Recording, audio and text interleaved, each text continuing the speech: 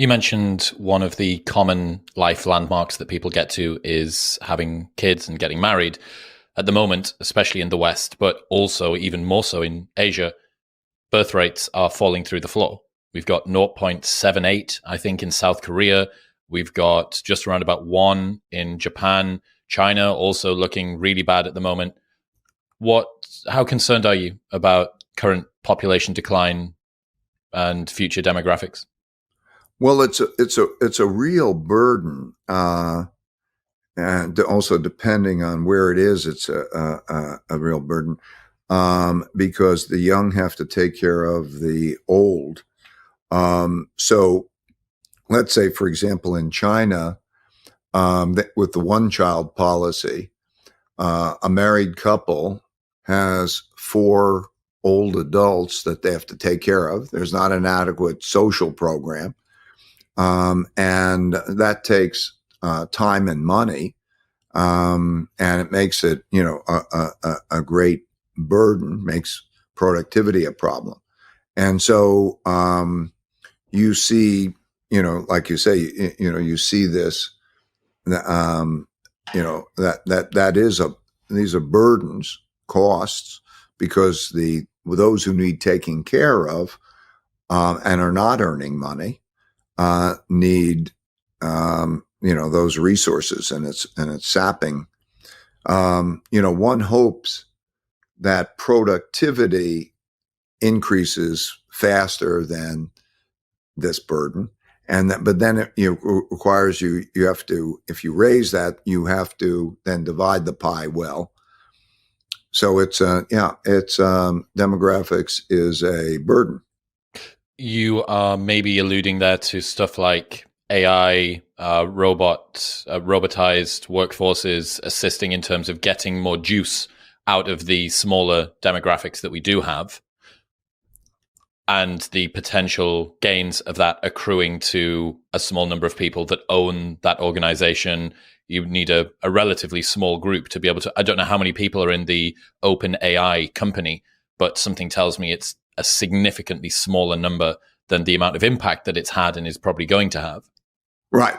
So that's exactly right. So if the society as a whole can do that, what it will do is it'll naturally make some people very rich and some people very poor, but it can raise productivity enough that it can raise living standard. Let's just imagine robots always work there and you don't have to have people doing the jobs. Then what you have to deal with is, how do you redistribute the wealth and opportunity? Because, as I say, it'll be concentrated in some and others will lose jobs. And there's more productivity for the whole, but you have a distribution issue. Are you familiar with Nicholas Eberstadt? Do you know him? He wrote Men Without Work. No. He came on the show. He came on the show last week. I think you'd be really interested. The book's very, very short, and he's discovered this odd cohort of men that are lurking inside of the unemployment statistics.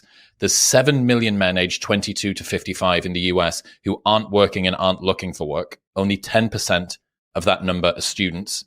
From the remaining 6.7 million, about 2,000 hours is the average amount of time that they spend watching screens. And 50% of that time on average is spent whilst on either prescription medication or weed, recreational drugs. And 2/3 of those men are living in homes that claim at least one disability benefit. So basically, lurking inside of the low unemployment numbers is this cohort of prime working age men who don't have a job and don't want a job either. One of the potential downstream implications for that is, what does this mean for universal basic income? That if these men are able to be supported by social welfare, but they're not going out and enacting poetry, staring up at the stars, speaking their truth forward and dealing with the existential pain of living in a good way, this doesn't seem like they're flourishing particularly. And given the automation that's potentially coming down the pike, I wonder what that means. Well, I think you paint, or he paints, an accurate picture, and obviously it's not good. Um, as my wife was describing when she was dealing with that population, now it's very common for kids to come to school high, and then they have At what ages? Young ages, 10. Wow. Okay. Well, marijuana is readily available, and so yeah, we have a number of these issues.